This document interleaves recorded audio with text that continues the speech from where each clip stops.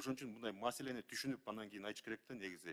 ЭТТН деген эмне, ККМди кандай эметип атат? Кечириз, Данияр Жолдошевич, кечириз. ККМден Кечириз. Сөзүңүздү бөлүп коюңчу, кечириз. Токтотпойбуз. ЭТТНди жөнөкөйлөштүрөбүз.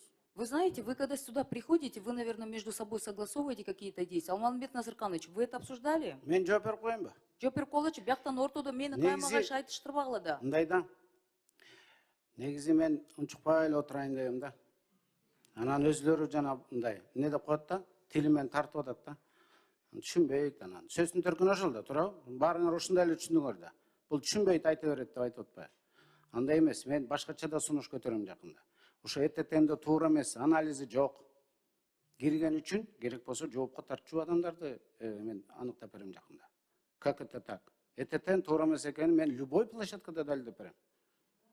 Любой жерде мына силердин көзүңөрчө айтып атам. Давай уюштургула бир дискуссия, айтып берем. Почему ар бир мамлекеттикин жиликтеп берем. Казакстан кандай кылды, Россия кандай кылды, Европа кандай кылды, Грузия кандай кылды. А бизде кандай болду? Ким жасады, кантип жасады? Популизм деген эмне? Кур аяк мактанабыз деген эмне? Экономика деген кантип өсөт, а салыкты өстүрүп туруп, ал экономика өстү деген эмес. Экономика деген эл да байыйт, бюджет да байыйт. А когда элин кыйнап, бюджет өсүргөн, ал экономика. Кыскартайлы бул жерде дагы 5 депутатыбыз күтүп отурат. Я вообще в шоке.